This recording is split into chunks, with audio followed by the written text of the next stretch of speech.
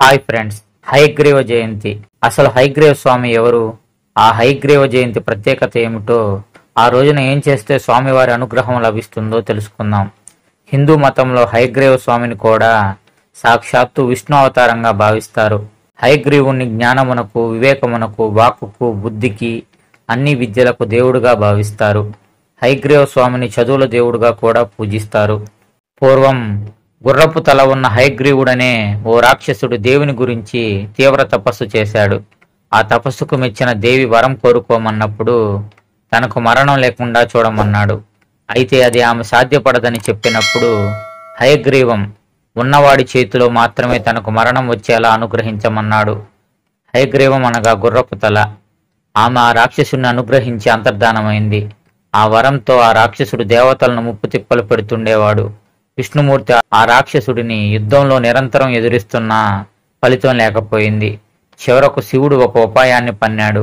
శ్రీ మహావిష్ణువు ధనస్సుకు బాణాన్ని సంధించి ఉంచి విపరీతమైన అలసట కలిగి అగ్రభాగాన వాలి నిద్రపోయాడు.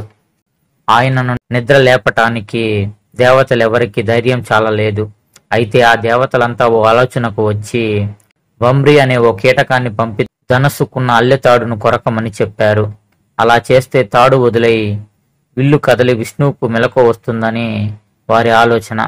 అయితే పురుగు ఆ తాడును కొరకగానే దేవతలు ఊహించని విధంగా వింటికి ఉన్న బాణం విష్ణువు మెడకు తగిలి ఆ దెబ్బకు విష్ణువు తల ఎటో ఎగిరి వెళ్ళింది. దేవతలంతా వెతికారు కానీ ఆ తల కనిపించలేదు. బ్రహ్మదేవుడు వెంటనే దేవుని గురించి తపస్సు చేశాడు.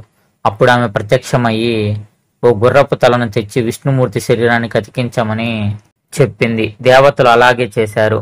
ఆ హయగ్రీవం అతికిన విష్ణుమూర్తిలో మళ్ళీ జీవం వచ్చి లేచాడు. ఆ లేచిన రోజే శ్రావణ పౌర్ణిమ.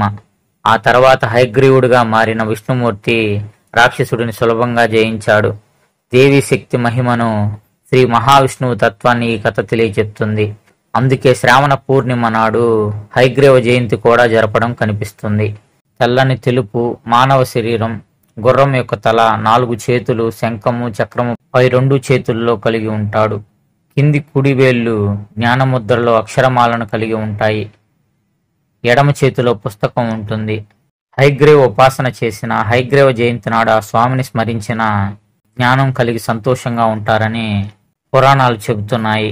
ఓకే ఫ్రెండ్స్, ఈ వీడియో కనుక మీకు నచ్చినట్లయితే ఓ లైక్ ఇచ్చేయండి. సబ్స్క్రైబ్ చేసుకుని మీ ఫ్రెండ్స్కి షేర్ చేయండి. అది నా ఛానల్కి హెల్ప్ అవుతుంది. Okay friends, thank you.